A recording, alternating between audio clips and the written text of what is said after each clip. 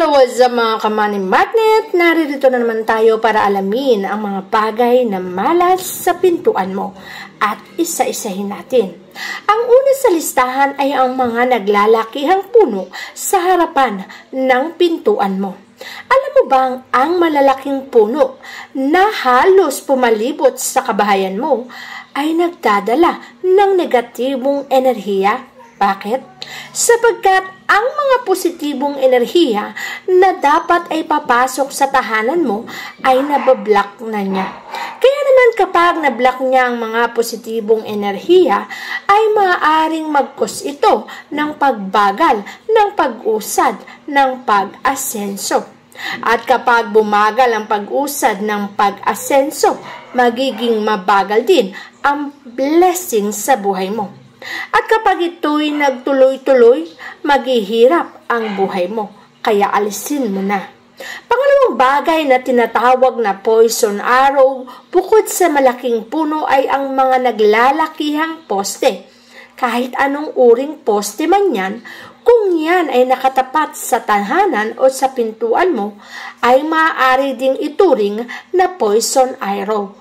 Ang mga poison arrow na yan ay mga bagay na nagdadala ng negatibong enerhiya. Kapag maraming bagay ang napapasok ng negatibong enerhiya sa iyong tahanan, ang maaaring idulot nito ay kapahamakan, pagkaubos ng pera at kawalan. Kaya naman pwede mo naman itong kontrahin sa pamamagitan ng paglalagay ng crystal ball sa harapan ng iyong tahanan. Ang mga crystal ball na yan ang sasagap ng mga negatibong enerhiya na sana ay papasok sa tahanan mo.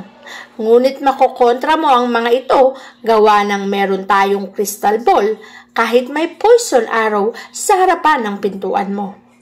At ang isa pang tinatawag na poison arrow na direktang nakatapat sa pintuan mo ay walang iba kundi ang mga kanal. Ang mga kanal ay nagiging stagnant ang mga dumi nito, maitim at maraming mga bagay na nagdudulot ng negatibong enerhiya na nagiging stagnant doon lamang sa area na yan. At kapag ganito ang lagi mong mabubungaran paggising o paglabas mo ng tahanan, ano ang mangyayari sa iyong buhay? Siyempre, magiging stagnant din ang karera mo sa buhay. Ang success na dapat ay mararanasan at mararamdaman mo ay hindi na magtutuloy-tuloy sa buhay mo.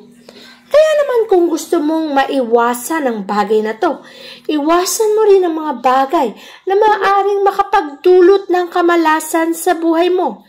Katulad na lang ng mga kanal na yan.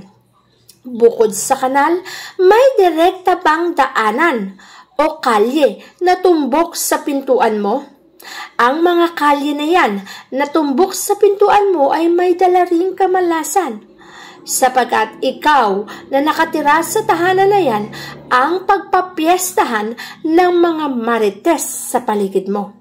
Ikaw na lagi ang mga pinagkikwentuhan ng mga marites na nakapaligid sa mga kapitbahay mo. Ang mga problema, issue at hinaing ay mararanasan mo. Kaya naman kung ayaw mong magsimula na mangyari ang bagay na to sa buhay mo, ay wag na wag mong itatapat ang pintuan mo sa pinakatumbok ng kalye para maiwasan mo rin ang maaaring idulot na kamalasan sa buhay mo. Itong bagay na maaaring magdulot ng kamalasan sa buhay mo na tinatawag din na poison arrow ay walang iba kundi ang mga pader sa harapan ng bahay mo. Meron bang wall o pader na direktang nakatapat sa pintuan mo? Ano bang hangin ang papasok sa tahanan mo kung direkta na itong nabablock ng pader na yan? Kung walang hangin papasok sa tahanan mo, tiyak na wala ring positibong enerhiya na papasok dyan. Kapag palagi kang naiipunan ng negatibong enerhiya sa kapaligiran mo, ano ang paaaring maging cause nito sa buhay mo? Una, maaari kang laging nauubusan ng pera. Kahit anong pagsusumikap mo, palagi kang nasasairan at nawawalan. Pangalawa, Palaging merong sakit sa pamilya mo, kaya dapat mo itong iwasan. Iwasan mo rin ang paglalagay ng mga halaman na gumagapang sa harapan ng bahay mo. Bakit?